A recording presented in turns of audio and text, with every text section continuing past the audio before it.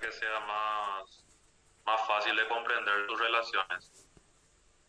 Y también vamos a tener después nuestra clase pendiente de que vamos a liquidar la parte de todo lo que es nervios del tórax, así como también los linfáticos del tórax. A este ritmo que vamos, si no pasa nada raro, vamos a estar culminando el 100% del programa que está establecido para el primer parcial.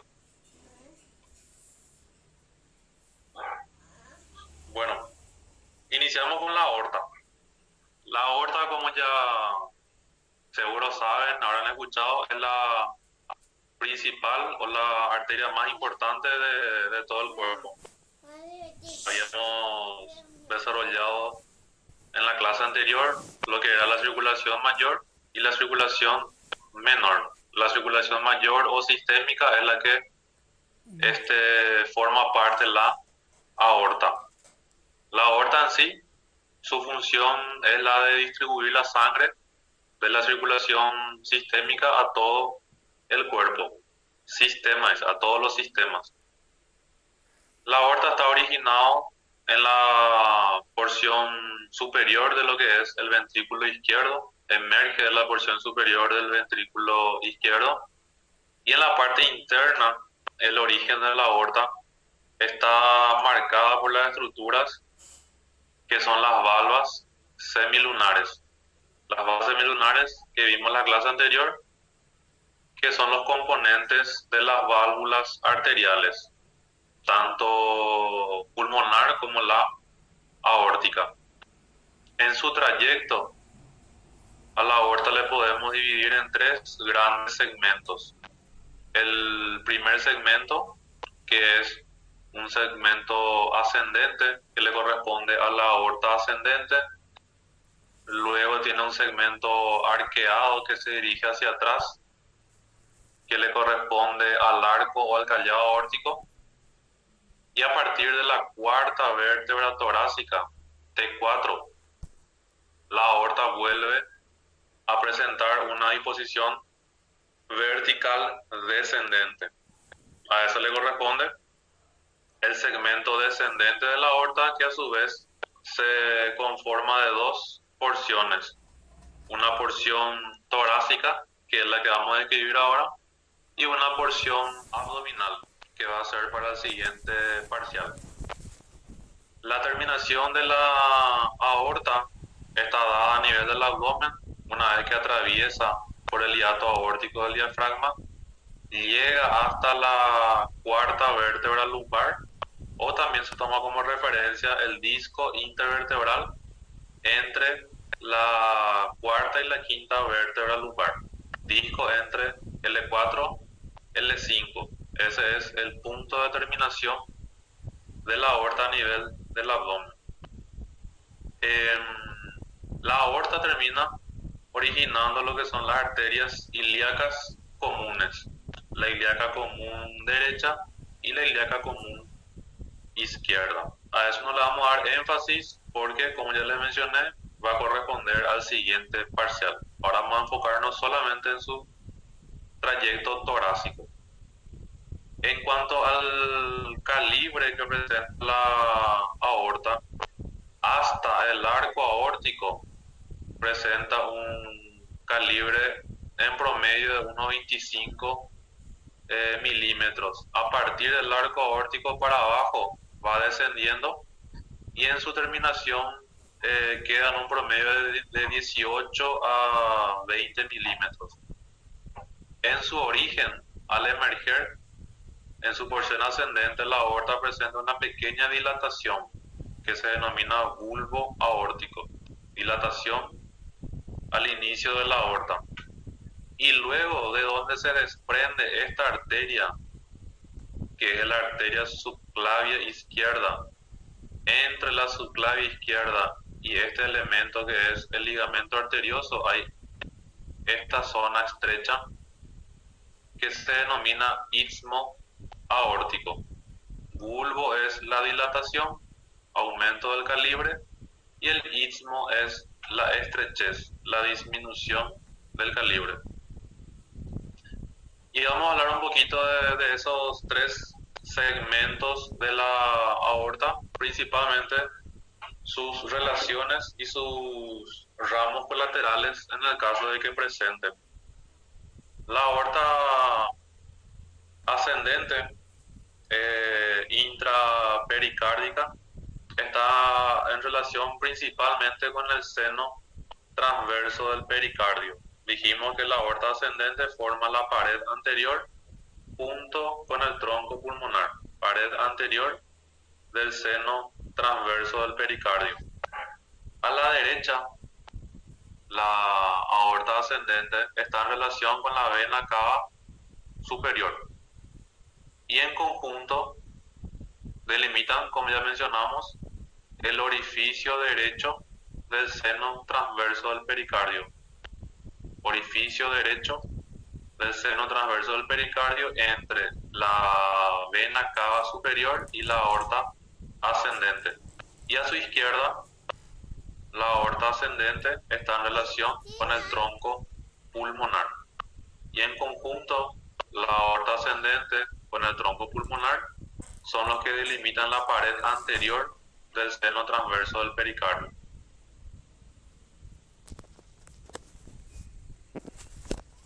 Pasando al arco aórtico, el arco aórtico se relaciona adelante y a la izquierda con los nervios cardíacos anteriores, que prácticamente no se ven. Tiene una relación íntima con el nervio vago, que vemos acá. Este es el nervio vago izquierdo, que está cruzando de forma una relación íntima con el arco aórtico. Luego también tenemos el nervio frénico izquierdo, que está acompañado de estas estructuras que son la arteria pericardiofrénica y la vena pericardiofrénica. Quiere decir que el nervio frénico está acompañado de los vasos pericardiofrénicos. Y acá hay algo interesante de que el nervio frénico no tiene una relación íntima con el arco aórtico en comparación con el nervio vago, ya que el nervio frénico está contenido dentro de lo que es la pleura mediastínica.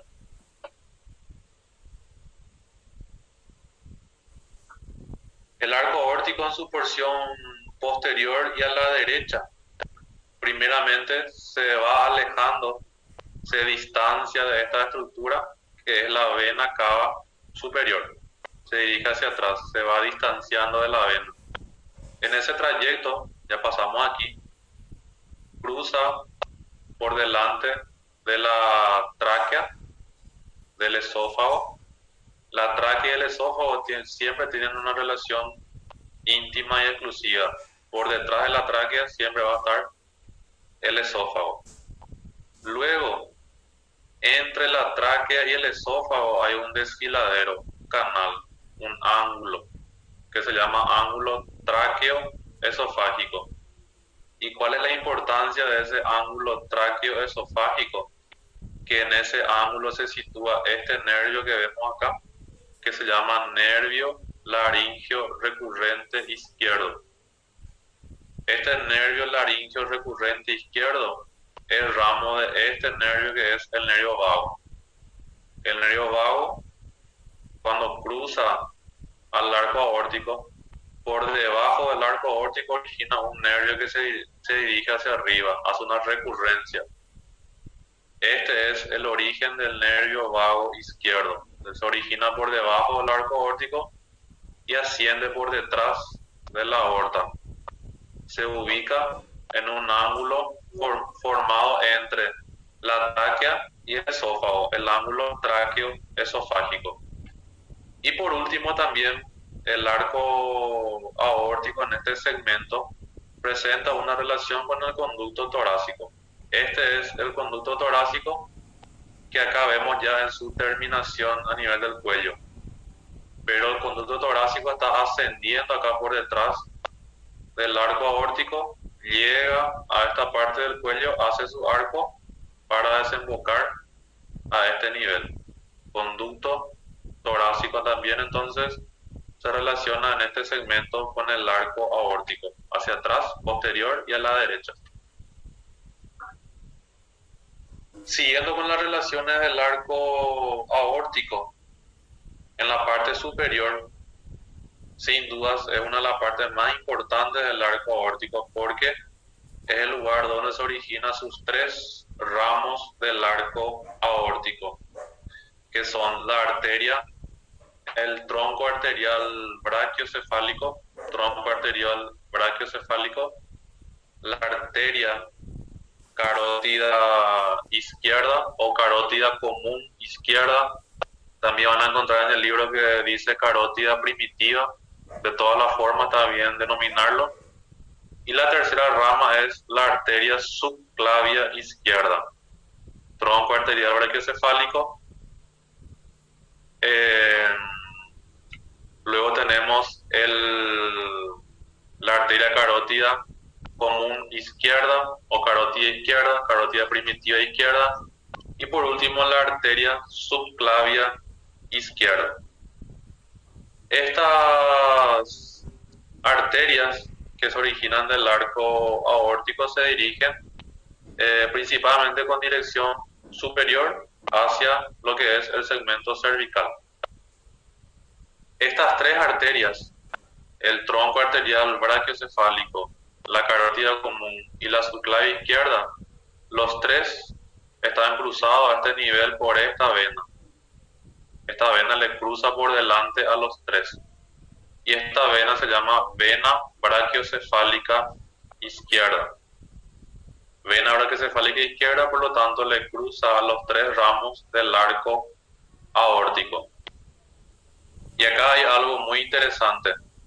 Se forma un cuadrado, un cuadrilátero.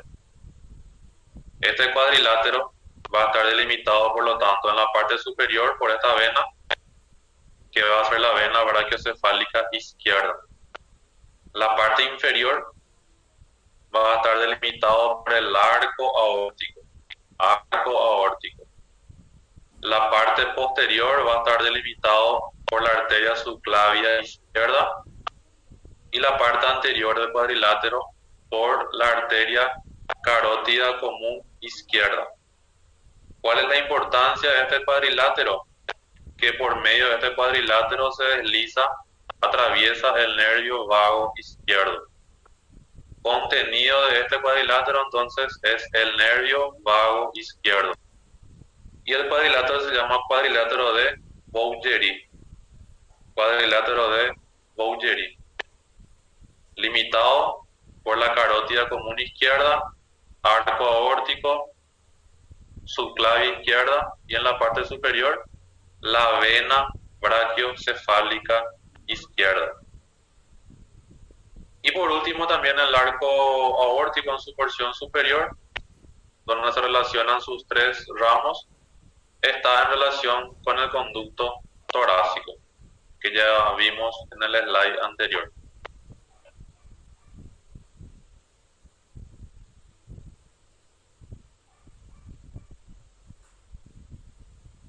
En la parte inferior también es muy interesante las relaciones que presenta el arco aórtico y cómo está relacionado. El arco aórtico está unido con esta arteria que es la arteria pulmonar izquierda. El arco aórtico está unido con esta arteria que es la arteria pulmonar izquierda. ¿Cómo se produce eso? Por medio de esta estructura blanquecina que se ve acá. Esta estructura blanquecina se denomina ligamento arterioso. El ligamento arterioso es un vestigio de lo que era el conducto arterioso, una comunicación que había en la vida intrauterina. Ese conducto arterioso se oblitera y se convierte en ligamento y se denomina ligamento arterioso. Por lo tanto, el ligamento arterioso se extiende desde el arco aórtico hasta la arteria pulmonar izquierda.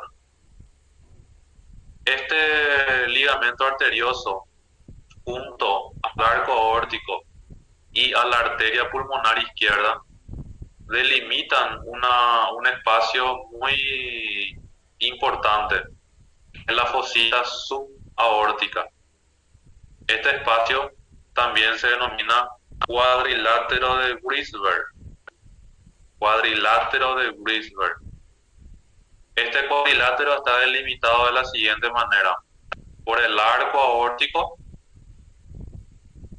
por el ligamento arterioso y por la arteria pulmonar izquierda. Forma un cuadrilátero.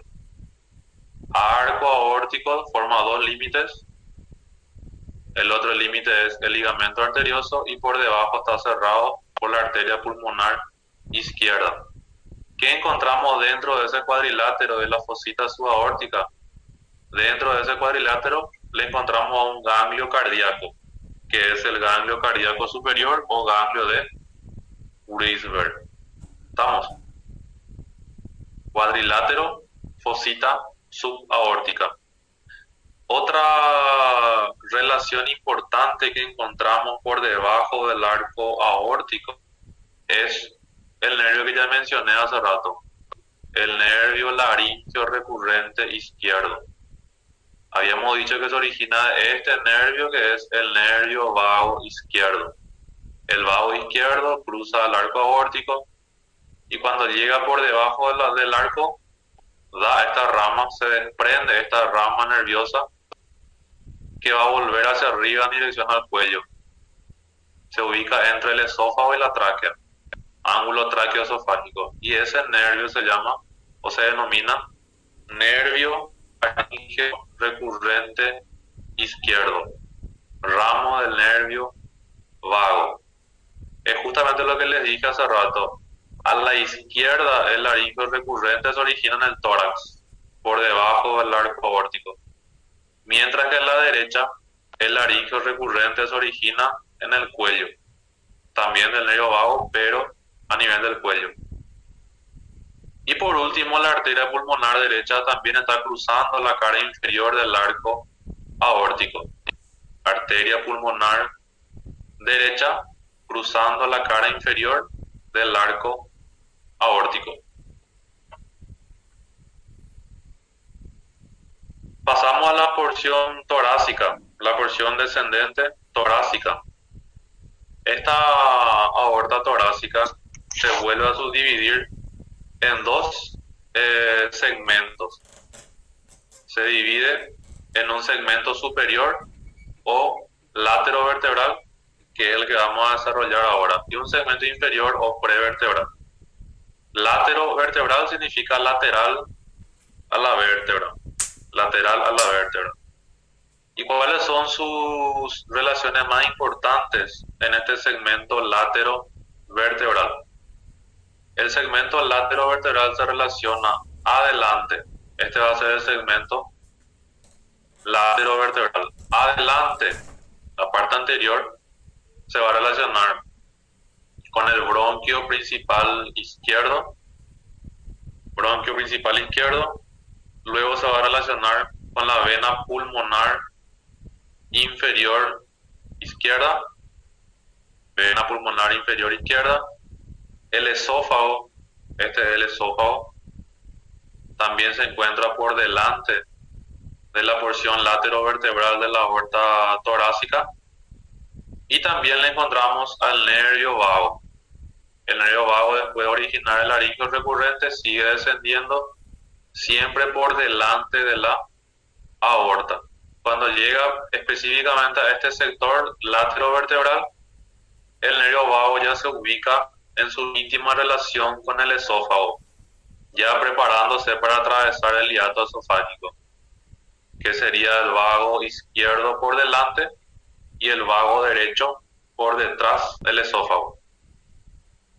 Y por detrás, la relación posterior por detrás de la aorta torácica en su segmento laterovertebral está en relación con el tronco simpático torácico, que es toda esta cadena nerviosa que encontramos en la pared, tronco simpático torácico, así como también la vena hemiácigos accesoria.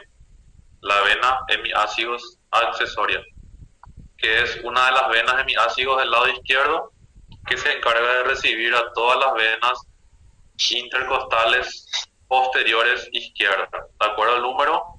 decimos si es hemiácido accesoria o si es hemiácido. Vamos a ver cuando desarrollemos el sistema ácidos. Siguiendo con la porción laterovertebral, ahora vamos a ver lo que son las relaciones a la izquierda y a la derecha de la aorta torácica. A la izquierda está en relación con la pleura mediastínica. ¿Qué es la pleura? La pleura es la membrana que le envuelve a los pulmones. Pleura mediastínica. Y a la derecha está en relación con el esófago. Acá vemos el esófago. También se relaciona con este elemento que está en un color verde, que es el conducto torácico, que ya sabemos que atraviesa el hiato aórtico por detrás justamente de la aorta, pero luego se ubica en su cara derecha.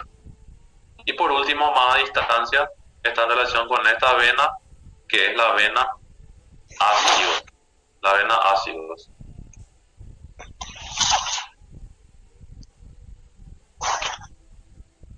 Milena, tu Tiene la micrófono. persona que está con su micrófono prendido. Justamente hoy dejé habilitado para ver si ya habían aprendido a utilizar el micrófono. Pero parece que yo tenía que desconectar otra vez todo porque no hay caso.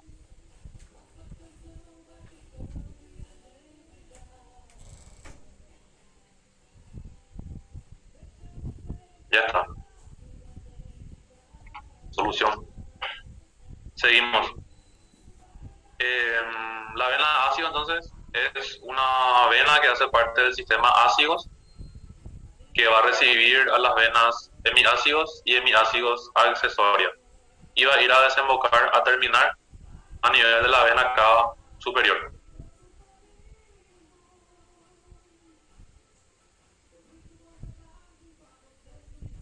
Y pasamos al siguiente segmento, siguiendo con la aorta torácica, que es el segmento prevertebral.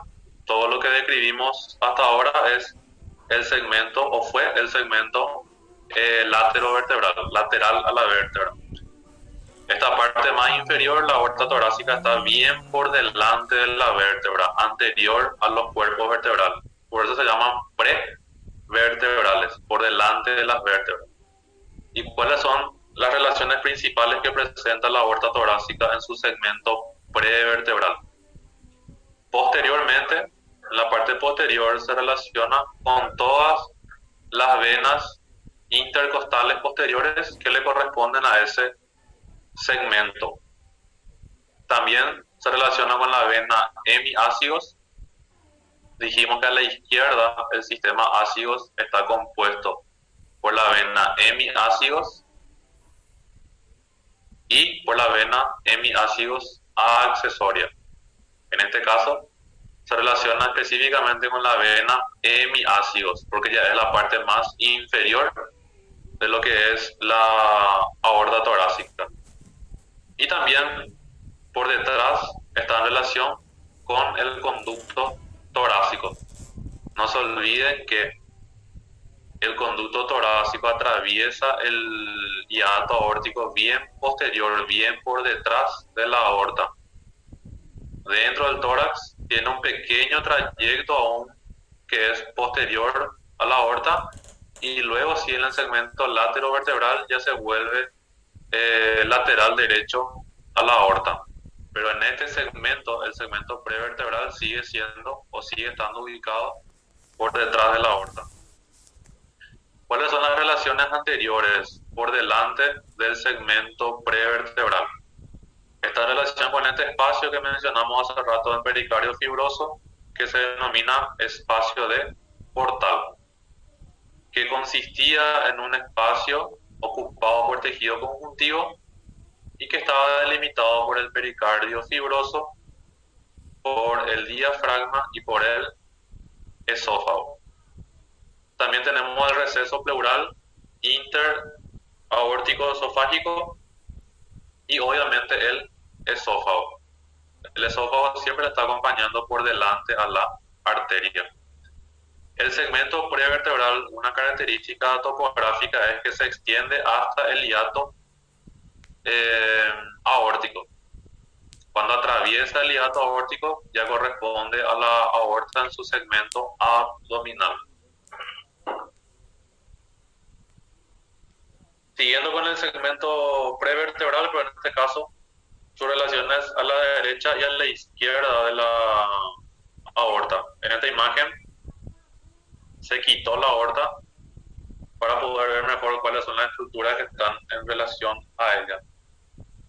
A la izquierda volvemos a encontrarle a esta vena, que es la vena hemiácigos, la hemiácigos, así como también le encontramos en este nivel al cordón nervioso, al cordón fibroso, que es el tronco simpático. Acá también tenemos. Esta es la vena hemiácigos y el tronco simpático torácico. Y a la derecha, la aorta torácica está en relación con la vena ácigos, que es esta vena. La vena ácigos, que se dirige hacia arriba, forma un arco y termina desembocando, terminando en la vena cava superior a nivel de T4. De la cuarta vértebra torácica forma por lo tanto su arco y desemboca en la vena cava superior.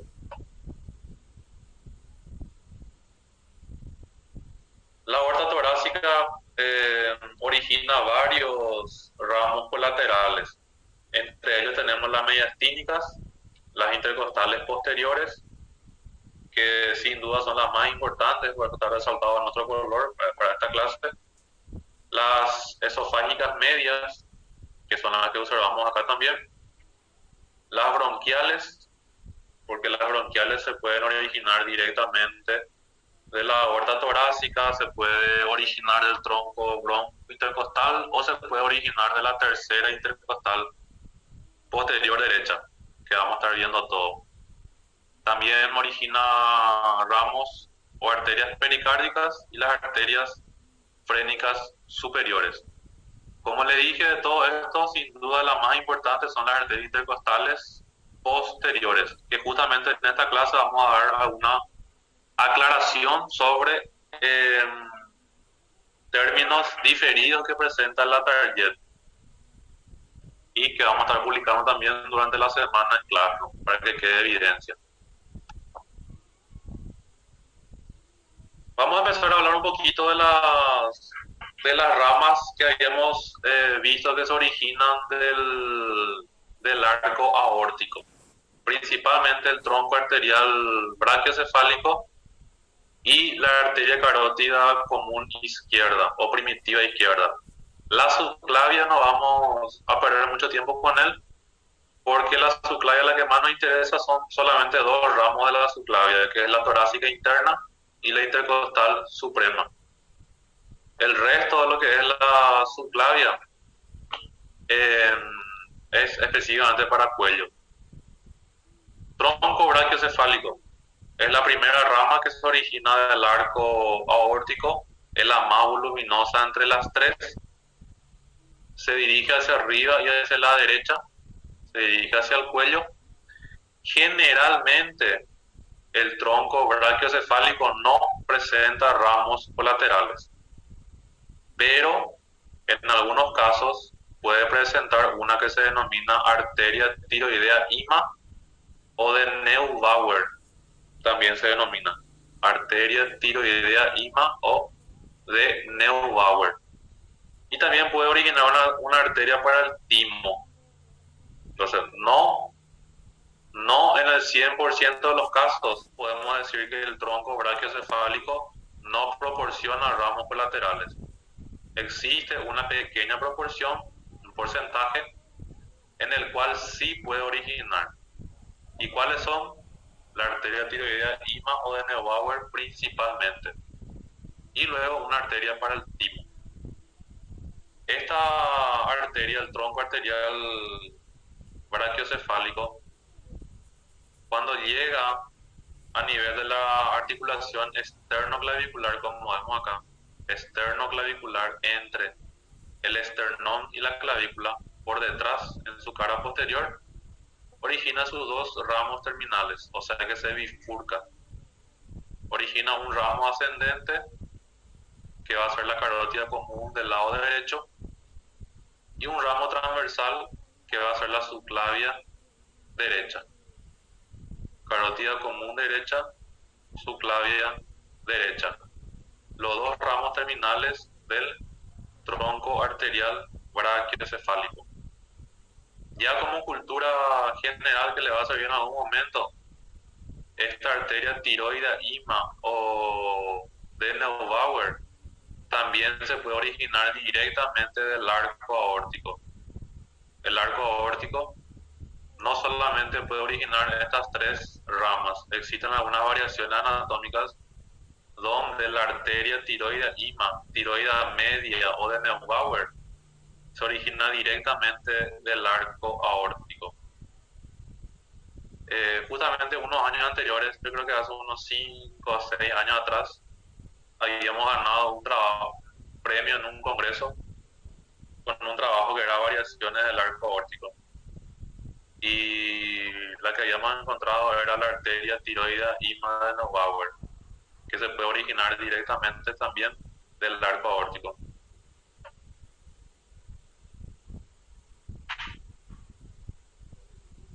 En cuanto a las relaciones del tronco brachiocefálico, ¿qué podemos citar? Por delante, este es el tronco brachiocefálico, por delante va a estar cruzado por esta vena, acá también, que se denomina vena brachiocefálica izquierda. Y cuando existe o cuando aún está presente, también se relaciona con esta estructura que es el timo. El timo.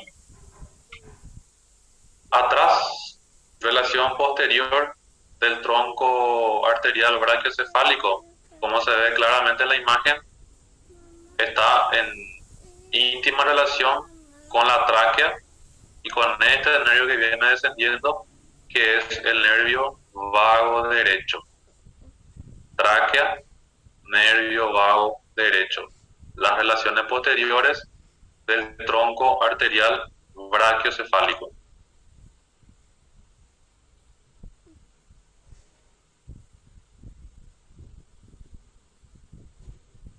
Siguiendo con las relaciones, tenemos la relación a la izquierda y a la derecha.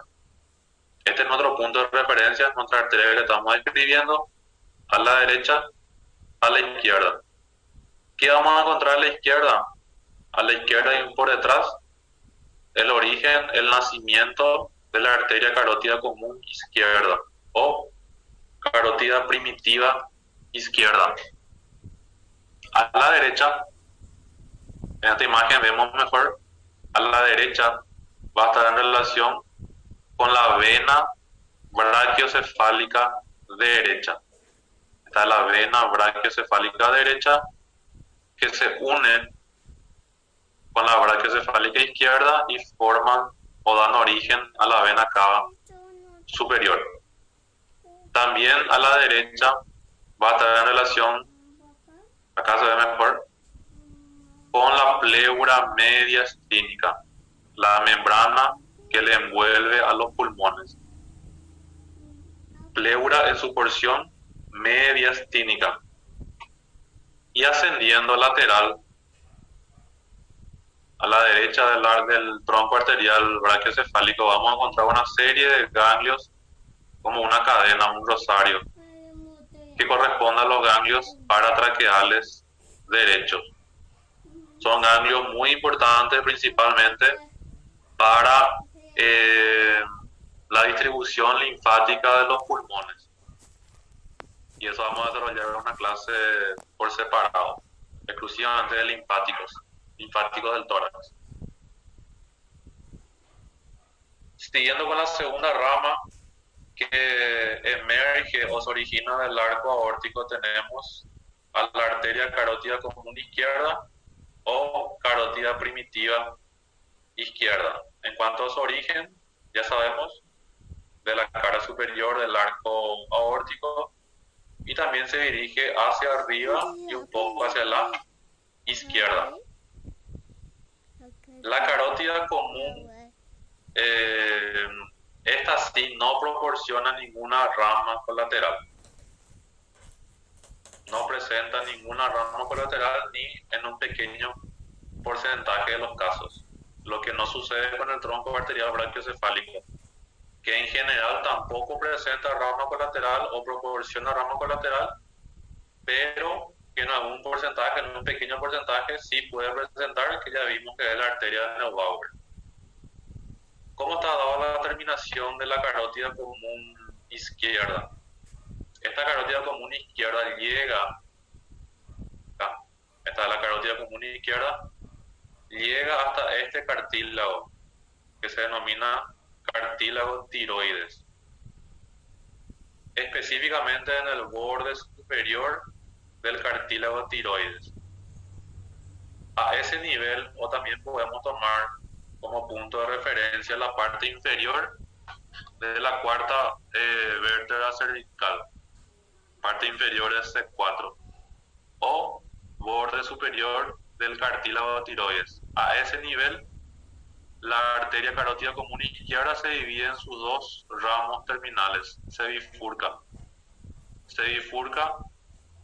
en la carótida externa y la arteria carótida interna, carótida externa y carótida interna, que vamos a estar desarrollando en el último parcial, tercer parcial, cuando entremos en los capítulos de cabeza y cuello.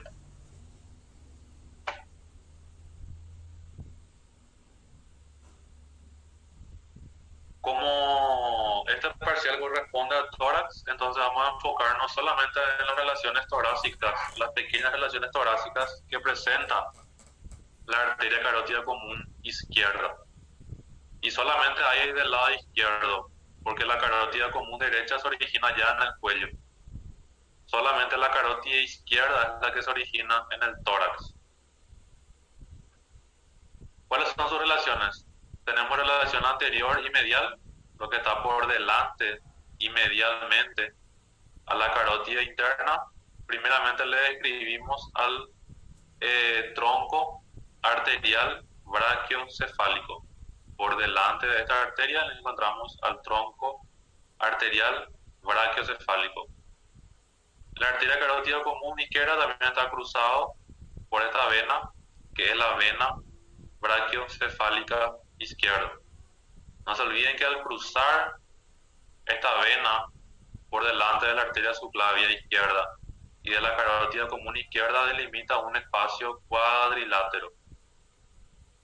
El nombre ya saben y el contenido ya saben también, que es el nervio vago izquierdo. Eso quiere decir que este cuadrilátero solamente hay del lado izquierdo, no existe en la derecha. El cuadrilátero solamente existe a la derecha y su contenido es a la izquierda, perdón, a la izquierda. Y su contenido es el nervio vago izquierdo. Otra relación, cuando aún existe y está presente a este nivel, le va a estar cubriendo por delante a la arteria carótida común izquierda el timo o los vestigios del timo. En la parte posterior, por detrás de la arteria que vamos a ver, está la arteria subclavia izquierda, que está ahí presente justamente para delimitar el cuadrilátero. Entre el esófago y la tráquea, o la tráquea y el esófago, a este nivel, en el ángulo tráqueo-esofágico, le tenemos al nervio laríngeo recurrente izquierdo. Y por detrás también a este voluminoso nervio, que es el nervio vago izquierdo. Medialmente y lateralmente, ¿con quién se relaciona la carótida común izquierda? Medialmente, acá, esta es la carótida común izquierda, medial, lateral. Medialmente va a estar en relación con la tráquea, una relación bien cercana con la tráquea. Lateralmente, ¿con quién se va a relacionar? Con la pleura mediastínica. Esta sobreelevación que se ve acá en la imagen es supuestamente la marca que dejó la pleura mediastínica.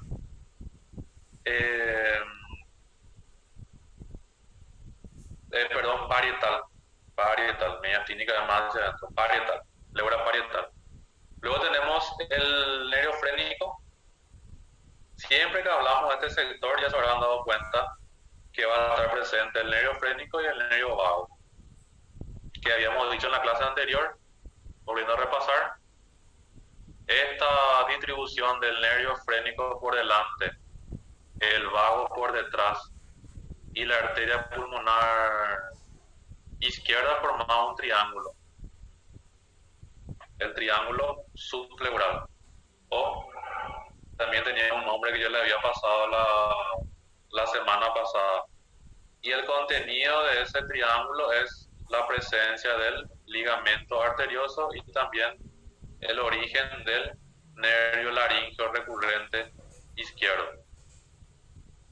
Otra cosa importante que no tienen que olvidarse es que en tórax, siempre que le nombremos al nervio frénico, tiene que estar acompañado de los vasos pericariofrénicos, la arteria pericariofrénica y la vena pericariofrénica. Ellos siempre están juntos, nunca se separan naturalmente, a no ser que sea por un corte o una disección.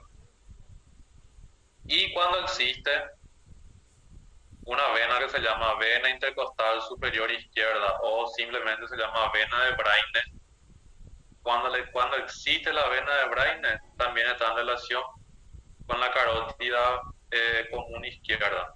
Esta es la vena de Braine, que es una variante de la vena hemiácidos accesoria. Esta vena de Braine, cuando existe, cruza, se relaciona con la carótida izquierda y termina en esta vena, que es la vena brachiocefálica izquierda. Vena de Braine termina en la vena brachiocefálica izquierda. Culminado la parte de arteria de carótida izquierda, nos enfocamos en los ramos colaterales, en los ramos que presenta la arteria subclavia, la que nos interesa para este parcial. Y tenemos dos arterias que son las que nos interesan, que son la arteria torácica interna y la arteria intercostal suprema o intercostal superior. Esta es la arteria subclavia. Subclavia izquierda, subclavia derecha. De la subclavia se origina esta arteria que viene descendiendo e ingresa al tórax. A la izquierda, a la derecha. Esa arteria es la que se denomina torácica interna. La torácica interna, por lo tanto, es una rama de la arteria subclavia que se dirige hacia abajo, pasa por detrás del primer cartílago costal y a nivel del tercer cartílago costal más o menos ya adquiere un trayecto bien vertical. Desde el tercer cartílago costal adquiere un trayecto vertical que es paralelo al esternón, o sea que hay acá a ambos lados del esternón, la arteria torácica interna. También tiene una relación muy importante con el músculo transverso del tórax o triangular del esternón. La arteria torácica interna, como se ve en la imagen, siempre va a estar por delante del músculo transverso del tórax o triangular del esternón. ¿Cómo termina esta arteria torácica interna? Y que es muy interesante e importante. La terminación de la torácica interna se produce a nivel del sexto espacio intercostal. ¿Ok? Sexto espacio intercostal. Más o menos a este nivel. A nivel del sexto espacio intercostal, por lo tanto, se divide en sus dos ramos terminales. Esta que sigue su trayecto, que es más vertical, que es la arteria epigástrica superior, que vimos en las clases anteriores, que la arteria epigástrica superior es la que atraviesa este triángulo externo-costal o hiato de Larrey, la arteria epigástrica superior. Y la otra rama terminal es esta que tiene un trayecto un poco más horizontal, que se denomina arteria musculofrénica. ¿Cuál es la importancia de la arteria musculofrénica ahora mismo para nosotros? Es que la arteria musculofrénica es la encargada de originar las seis últimas arterias intercostales anteriores. Las seis últimas intercostales anteriores se originan, por lo tanto, de la arteria musculofrénica. ¿Y de quién entonces se originan las seis primeras? Las seis primeras arterias intercostales anteriores se originan directamente de la arteria torácica interna. ¿Estamos? La torácica interna, por lo tanto, origina las seis primeras arterias intercostales anteriores y las seis últimas origina la arteria musculofrénica, que es una rama terminal de la arteria torácica interna. La torácica interna también en los libros antiguos y la Target aún le sigue mencionando algunas partes. También se llama mamaria interna, torácica interna o mamaria interna. De las dos maneras está correcto denominarlo. Pero más se utiliza ya la torácica interna, que es la nomenclatura internacional. Acá, nada más para volver a recordarles de que las principales colaterales de la torácica interna son dos. La arteria pericardiofrénica, que son estas, que siempre la van a estar acompañando al nervio frénico, y la principal de todas, que son las arterias intercostales anteriores. Las seis primeras intercostales anteriores son las que se originan de la arteria torácica interna, las seis primeras. Y las seis últimas se originan de la terminación de la rama terminal de la torácica interna, específicamente la arteria musculofrénica. La musculofrénica es la que origina las seis últimas intercostales anteriores. Las seis primeras por la torácica interna. Otra rama de la arteria subclavia que es útil para nosotros es el tronco costocervical. Este tronco que está acá. Este es el tronco costocervical. Este tronco costocervical origina dos ramas, una ascendente que va hacia arriba y otra que va hacia abajo, hacia el tórax. La rama que se dedica hacia arriba se denomina cervical profunda. Ahora no nos interesa eso porque es para el cuello.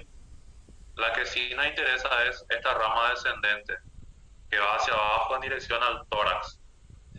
Esta rama descendente se llama intercostal suprema o intercostal superior. Se puede llamar de las dos maneras, intercostal suprema o intercostal superior. Y acá viene lo que les dije que vamos a dejar como prueba de que se modificó y se llegó a un término en común en cuanto al origen de las arterias intercostales posteriores. Una parte dice que el intercostal supremo origina las 3 a 4 primeras arterias intercostales posteriores. Y otra parte dice que solamente son las 2 primeras intercostales posteriores. Y la correcta, la más correcta y con la que vamos a quedarnos, tanto para el CPI como para la carrera, es que la intercostal suprema origina a las 2 primeras intercostales posteriores. Solamente a las 2 primeras intercostales posteriores. Justamente como se ve en la imagen. Acá vemos la primera intercostal posterior y acá vemos la segunda intercostal posterior. Quiere decir que a partir de la tercera intercostal ya se origina directamente de la aorta torácica. Las 2 primeras intercostales posteriores se originan de la intercostal suprema y desde la tercera intercostal posterior ya se origina directamente de la aorta torácica. Aclarado y va a ser publicado en Classroom para que quede evidencia de que el tema fue aclarado en clase. Las intercostales posteriores. Ya que estábamos hablando de las intercostales posteriores, vamos a enfocarnos directamente en ellos. Las intercostales posteriores son el número de 7 a 11. Ese es el promedio que se maneja, entre 7 a 11 intercostales posteriores. Estas intercostales posteriores ya vimos que se originan de dos formas. Las dos primeras se originan de la arteria intercostal suprema o intercostal superior. Y si vamos a enfocarnos específicamente en las que se originan directo de la aorta, son a partir del tercer espacio. A partir del tercer espacio o la tercera arteria intercostal posterior, se originan ya directamente de la aorta. Las dos primeras se originan de la arteria intercostal suprema. El trayecto es diferente a la derecha y a la izquierda. A la derecha, la arteria intercostal posterior que se origina pasa por detrás del esófago, también pasa por detrás del conducto torácico, vena ácidos y tronco simpático. Con esas estructuras se relaciona la arteria intercostal posterior del lado derecho, esófago, conducto torácico, vena ácidos y el tronco simpático torácico. Acá en la profundidad, en el fondo, se está viendo la arteria intercostal posterior derecha. ¿Qué pasa a la izquierda? A la izquierda el trayecto es más corto, por lo tanto podemos decir que las intercostales derechas son más largas. ¿Qué pasa a la izquierda? A la izquierda se relaciona con la vena hemiácidos, que vemos acá. Estas son las intercostales posteriores izquierdas. Se relaciona con la hemiácidos y también está en relación con el tronco simpático torácico, así como en la derecha. Estas arterias intercostales posteriores primeramente están situadas en relación con la pleura y luego se introducen dentro de los músculos intercostales, específicamente entre dos músculos intercostales, entre el músculo intercostal interno y el íntimo. Esa es la disposición que adoptan las arterias intercostales posteriores en cuanto a los músculos. Se sitúa, por lo tanto, repitiendo, entre el músculo intercostal interno y el músculo intercostal íntimo. Entre los dos se sitúan las arterias intercostales posteriores. Y estas arterias intercostales posteriores recorren todo lo que es el espacio intercostal desde la parte posterior hacia adelante y terminan anastomosándose con las arterias intercostales anteriores. No olvidar que las intercostales anteriores se dividen en dos grandes grupos. Las 6 primeras se originan de la torácica interna y las 6 últimas se originan de la arteria musculofrénica, que es rama terminal de la arteria torácica interna. Las intercostales posteriores en todo su trayecto emiten ramas colaterales, de los cuales las más importantes son la rama dorsal, que vemos a este nivel, origina una rama espinal que se dirige a esto, que es la médula espinal. Luego tenemos una rama colateral o supracostal, porque está por encima de la costilla, y esto nada más está situada en la porción inferior del espacio intercostal. Y por último tenemos la rama cutánea lateral, que está a este nivel. ¿Y cuál es la importancia de esta rama cutánea lateral? Que una de sus ramificaciones puede ir a irrigarle a la glándula mamaria, asegurar la irrigación de la glándula mamaria.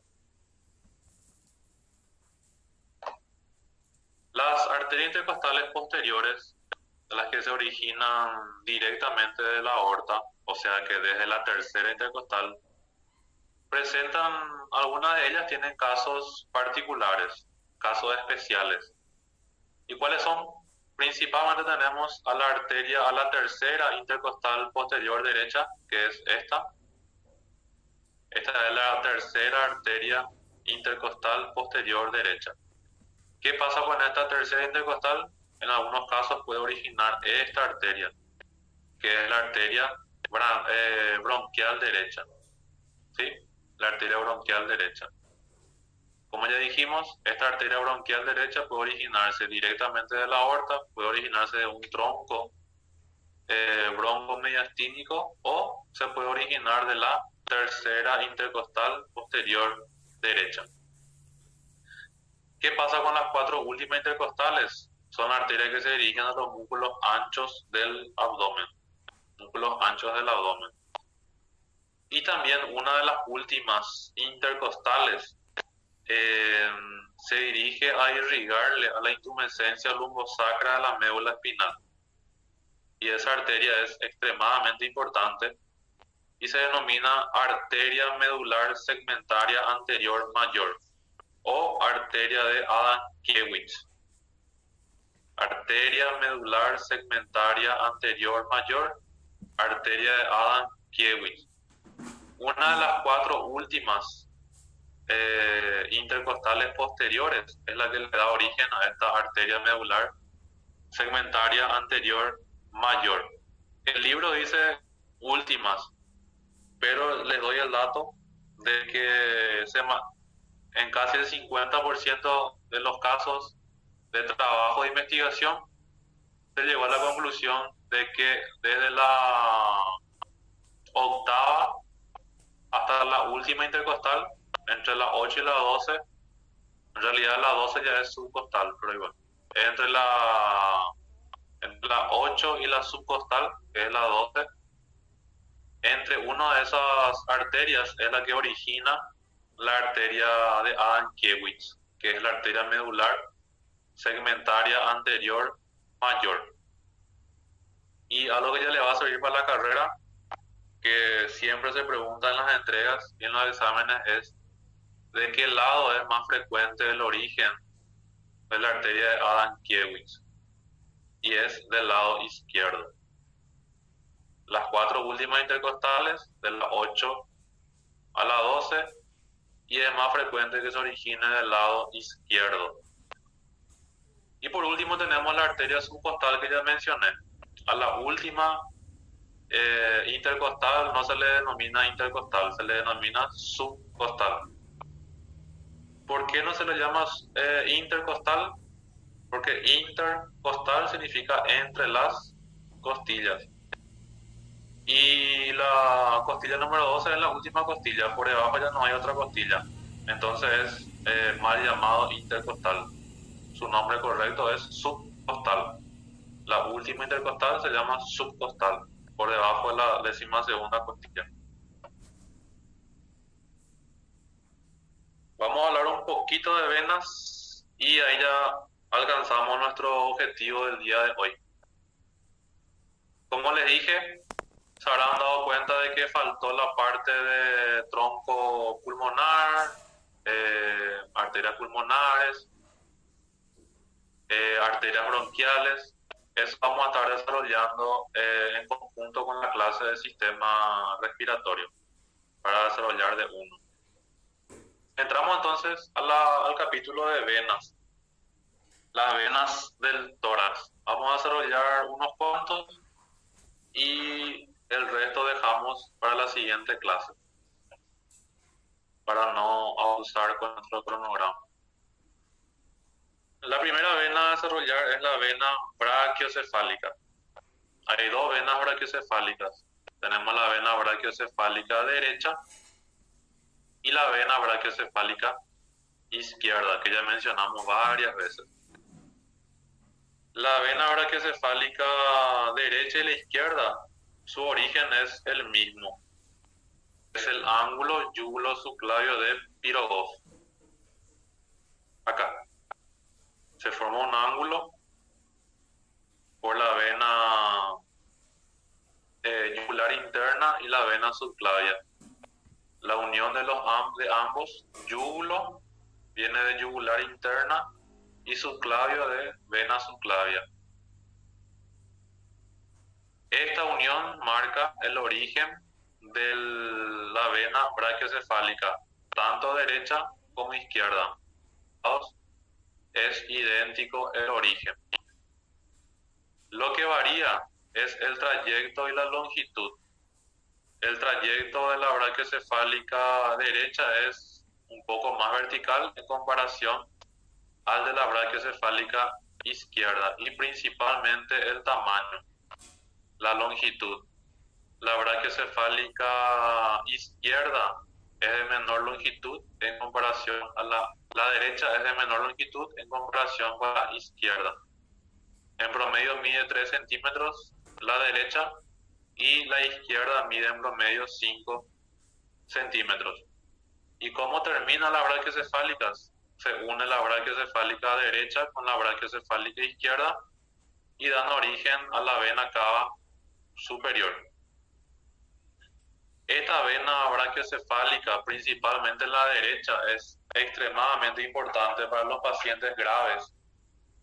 Bueno, tenemos los pacientes graves siempre que se pueda en terapia intensiva, en la unidad de terapia intensiva o cuidado intensivo, UTI, UCI, se puede llamar de las dos maneras. ¿Por qué es tan importante esta vena brachiocefálica derecha? En los pacientes graves, principalmente los que están en terapia intensiva, a este nivel del cuello se le hace una punción, se le introduce un catéter. ¿Para qué se introduce el catéter? Se introduce a nivel de la vena yugular interna y luego se sigue descendiendo, pasamos por la brachiocefálica derecha y llegamos a la vena cava superior. ¿Cuál es el objetivo de introducir ese catéter, ese pequeño caño? Es para llegar directamente y más rápido al corazón. Y se utiliza tanto como para alimentar, principalmente para medicarle a los pacientes que están en estado grave. Ese es lo que se llama como vía venosa central. La famosa vía venosa central es la que se hace en el cuello. Se introduce un catéter a nivel de la vena yugular interna en un triángulo que se llama triángulo de Sedillot. Se delimita ese triángulo, se introduce el catéter y descendemos de la yugular interna, pasamos a la brachiocefálica y por medio de la brachiocefálica llegamos a la cava superior y tenemos introducción dentro del corazón. Como le dije, para medicar y para también se puede mandar sustancias líquidas en forma de alimento para que se pueda reabsorber y distribuir mejor a nivel de la sangre que va a ser expulsada después del corazón. Bueno, nada más que para que vean la importancia de esta vena brachiocefálica derecha.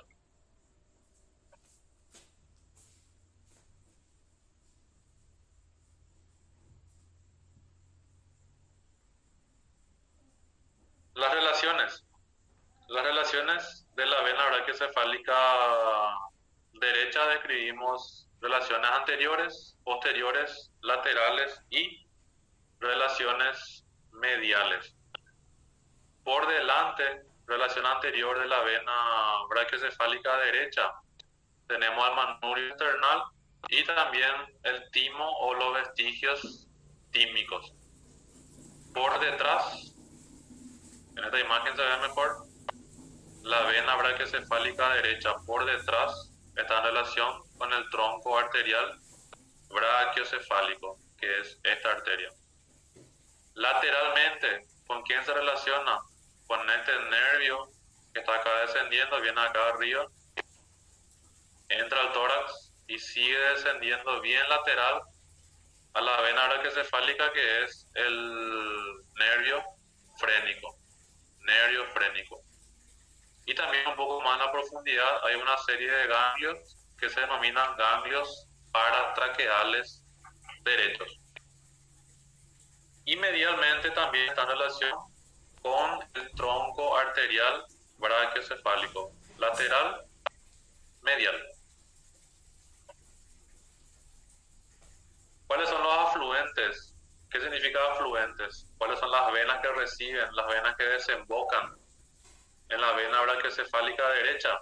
Le tenemos a una pequeño porcentaje de los casos en el que puede desembocar el conducto linfático derecho, y más frecuentemente están como afluentes la vena torácica interna, que es esta. Ya tenemos la vena torácica interna que está terminando en la vena brachiocefálica derecha. También tenemos la vena musculofrénica y las venas tímicas, si es que aún están presentes. La vena brachiocefálica izquierda, ya dijimos, así como en la derecha, se origina a nivel del ángulo venoso yúgulo subclavio o ángulo de Pirogot. La unión de la vena yugular interna y la vena subclavia. Ángulo venoso yúgulo subclavio de Pirogot. El trayecto es un trayecto más largo que el del lado derecho y en promedio mide unos 5 centímetros de longitud. Y la terminación, ya hablamos a la derecha. Las dos brachiocefálicas, la brachiocefálica derecha y la brachiocefálica izquierda, se unen y dan origen a la vena cava superior. ¿Cuáles son sus relaciones? Adelante es idéntico que a la derecha. Se relaciona con el manubrio external y con el timo o los restos tímicos. Por detrás, acá está la vena brachiocefálica izquierda, y por detrás está en relación con la carótida común izquierda, con la tráquea, y también cruza por delante de la arteria, que es el tronco arterial brachiocefálico. Carótida común izquierda, tráquea, tronco arterial brachiocefálico. Y por abajo, la relación inferior de esta vena es el arco aórtico. Arco aórtico, vena brachiocefálica izquierda. No se olviden que justamente acá se forma el cuadrilátero de Bouguerie, limitado por la vena brachiocefálica izquierda, carótida común, subclavia izquierda, y ahí está el arco aórtico. Contenido, nervio vago izquierdo. Los afluentes de la vena brachiocefálica izquierda son la vena torácica interna, también acá, vena torácica interna, la vena tiroidea inferior, que es esta que vemos acá, que viene de la tiroides, esta es la glándula tiroides, y esta es la vena tiroidea inferior. La tiroidea inferior, por lo tanto, está desembocando, es un afluente de la vena brachiocefálica izquierda. En este caso va a existir aún unas venas tímicas, porque hay timo, y cuando existe, ya mencionamos, la vena intercostal superior izquierda, que es esta vena que está acá. La vena intercostal superior izquierda o vena de Braine, cuando existe, la vena de Braine desemboca o es afluente de la vena brachiocefálica izquierda. Vena de Braine ya les mencioné que es una modificación de la vena hemiácidos accesoria, que vamos a estar viendo en la próxima clase. Para ir terminando, la vena cava superior, ya mencionamos varias de su origen, resulta de la unión de la vena brachiocefálica derecha y de la vena brachiocefálica izquierda. El trayecto de la vena cava superior está en relación con el pedículo, con la raíz pulmonar, como se puede ver en la imagen. Atraviesa o le perfora el pericardio y termina a nivel de la aurícula derecha, específicamente en el techo de la aurícula derecha. La longitud de la vena cava superior es de aproximadamente 6 a 8 centímetros. 6 a 8. Y los afluentes tenemos principalmente a la vena ácidos, que vemos acá. Esta es la vena ácidos que asciende, llega hasta la cuarta vértebra torácica y hace un arco. Y el arco de la ácido es la que viene a desembocar, a terminar como afluente en la vena cava superior. La vena cava superior no tiene válvulas. La vez pasada un alumno me preguntó y me olvidé, no le respondí, ahora me estoy recordando. La vena cava superior no tiene válvula. La vena cava inferior tiene válvula, pero es una válvula rudimentaria. ¿Cuáles son las relaciones de la vena cava superior? Específicamente las relaciones extrapericárdicas. Va a estar en relación con la pared torácica, con los vasos torácicos internos, que son estos, acá, acá. Esto corresponde a torácico interno. Este solamente le puse para que vean mejor la torácica interna, pero solamente a la derecha. No se confundan con eso. Solamente a la derecha tenemos la vena cava superior. Acá tenemos la vena torácica interna y acá tenemos la arteria torácica interna. También está en relación con el receso postomediastínico y, como podemos ver, con el timo o con los restos tímicos, vestigios tímicos cuando existen. Las relaciones posteriores están exclusivamente en relación o como punto de referencia se toma el arco de la vena ácidos. Por encima del arco de la ácidos y por debajo del arco de la ácidos. ¿Está? Por encima del arco de la ácidos se relaciona con la tráquea, que vemos acá en el fondo con la tráquea, con el nervio vago que está descendiendo en relación con la tráquea, y también con los ganglios paratraqueales que están a los lados de la tráquea. Y debajo de este arco, del arco de la ácidos, esta zona se relaciona exclusivamente con la raíz o con el pedículo pulmonar. Tenemos el bronquio principal izquierdo, la arteria pulmonar izquierda, la vena pulmonar superior y la vena pulmonar inferior. Derecho es. La vena pulmonar derecha superior y la inferior, raíz. Las relaciones extrapericárdicas continuando en el segmento lateral y medialmente. Acá tenemos la vena cava superior, límite lateral, límite medial. Límite lateral va a ser por el nervio frénico que vemos acá descendiendo. Este es el nervio frénico que siempre va a estar acompañado por los vasos pericardiofrénicos. Y medialmente a este nivel, vena cava superior, medialmente le encontramos al arco aórtico. Arco aórtico.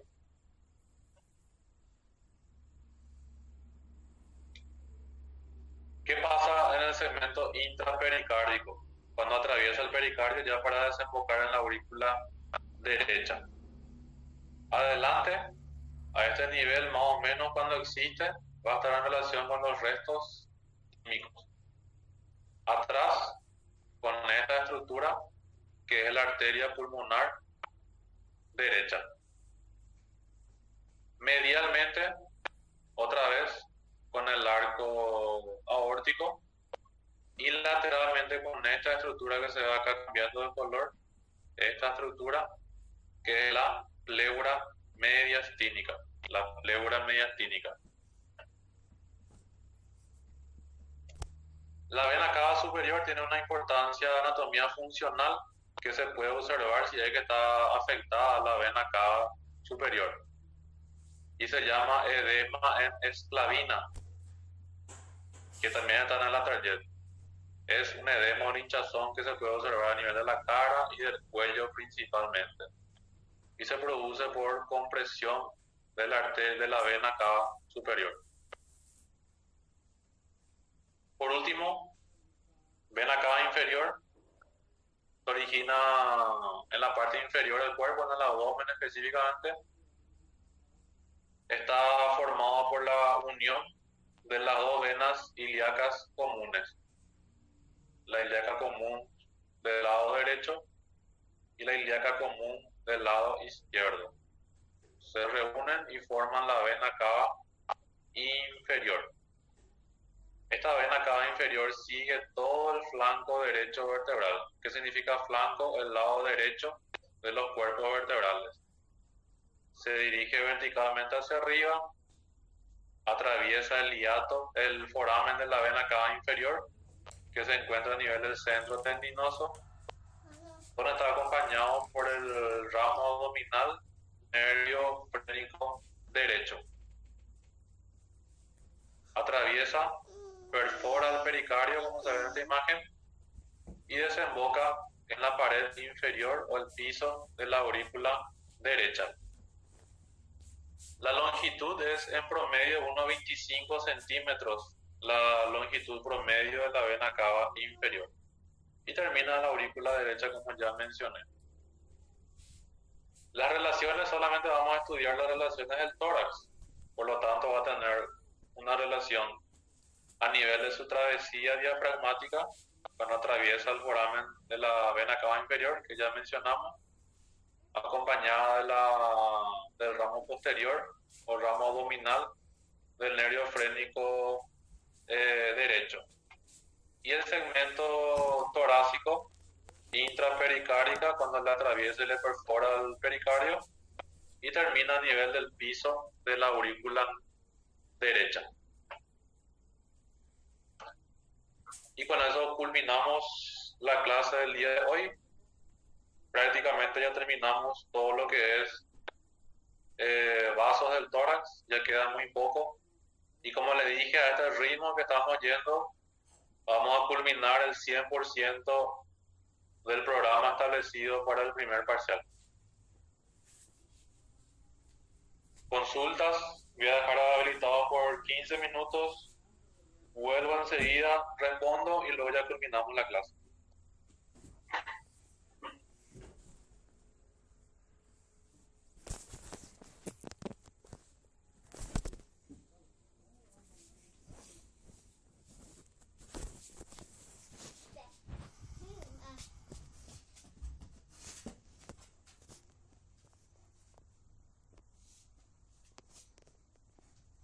Examen nuevo mío no van a luego encontrar pidiéndole a la gente de la carrera, porque mis exámenes nuevos todos fueron tomados de forma presencial. Los exámenes que ellos tuvieron en formato virtual eran exámenes modificados de años anteriores, y que eran entregas y cosas así que no tenían mucha importancia. Esos son los exámenes que andan circulando por ahí de la carrera. Y como le dije, van a quedar súper preocupados si es que leen los exámenes de la carrera, porque el enfoque es diferente y es 1000 veces más difícil, porque se usa varios libros. Entonces, para hacer buena onda con ustedes, les digo de antemano de que no pierdan tiempo con eso. Van a perder tiempo y también van a estresarse, se van a preocupar en vano, porque el nivel del examen de la carrera no se puede comparar con el nivel del examen del CPI. Hay que separar las cosas. En cuanto a los casos clínicos, sí, pero como le dije, no los casos clínicos que se dan en la carrera. Los casos clínicos que yo siempre voy diciendo en la clase y los que están en la tarjeta. No va a salir ningún caso clínico o alguna pregunta clínica, pero solamente razonando con la anatomía que se va a responder. Va a ser exclusivamente de la target. En varios capítulos de la target, en la última parte dice anatomía clínica, ¿verdad? Y hay algunas cosas interesantes, como hoy, por ejemplo, vimos lo del taponamiento cardíaco, menciona la target, el edema en esclavina de la vena cava superior, todo eso está en el Atelier, así como los focos de ocultación que también están en la Atelier. Y eso, no se compliquen mucho en averiguando con gente de la carrera. Encima lo de la carrera muchas veces hacen presión psicológica con los que están en el CPI y le van a pasar informaciones que son en un 90% no coincide con lo que realmente está pasando y no entren en ese juego de desesperarse antes de tiempo. Lean el libro nomás. Las diapos que tengan de los cursillos privados que, como le dije, son muy buenos y acompañen con el libro. Todo lo que no encuentran en las diapos, entonces hagan sus anotaciones de cosas que hay en el libro pero que no están en las diapos. Y esa es la mejor manera que pueden hacer para entrenarse y estudiar los contenidos. Arco órtico, sí, es parte del mediastino superior, así como le dije en la clase anterior, cuando le cité los contenidos principales de los mediastinos. ¿A qué nivel desemboca la vena hemiácido accesorio y hemiácidos? Eso ya es para la clase que viene, pero igual le voy a responder. La vena hemiácidos sí menciona la target. Menciona que hace su arco a nivel de T8, a nivel de la octava vértebra torácica. Generalmente la confusión viene de la hemiácidos accesoria porque la target no menciona específicamente. Pero los libros más antiguos, como por ejemplo el Bouchet, que yo uso mucho en la carrera y que es un buen parámetro, así como el Testut, mencionan de que el arco de desembocadura de la vena hemiácido accesoria está a nivel de T7. T7 accesorio, T8 hemiácidos.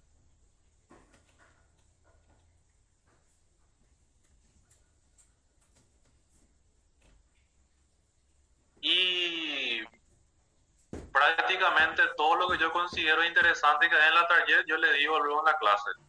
Entonces es cuestión de prestar atención en la clase, que ella van casi todos el 95% de los casos ya de los temas interesantes que pueden preguntarse en el examen. Casos clínicos hay muchísimos, pero lastimosamente la target es un libro ya un poco viejo que no está actualizado. Por eso en la carrera usamos uno que se llama Moore. Ese sí es exclusivamente de anatomía clínica y es puro caso clínico. Pero como nuestro libro base es la target, entonces vamos a manejarnos en cuanto a la target. Y tampoco va a salir muchísimo casos clínicos, tampoco se preocupe mucho con eso. Si sale, si es que sale, va a salir uno o dos. Hay que equilibrar los temas. Como le dije la vez pasada, yo no vengo con la intención de perjudicarle a nadie, yo solamente vengo para enseñar, tratar de pasar un poco de lo que sé y compartir ese conocimiento. No tengo preferencia hacia nadie y no tengo tampoco nada contra nadie. ¿Alguna pregunta más?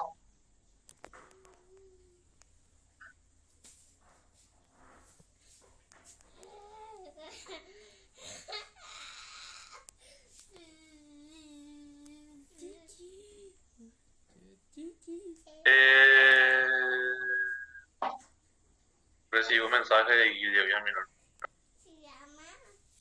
Guille le manda a decir, si es que no pudo comunicarse aún con ustedes, de que el lunes no tendrán clase de exactas, ¿está?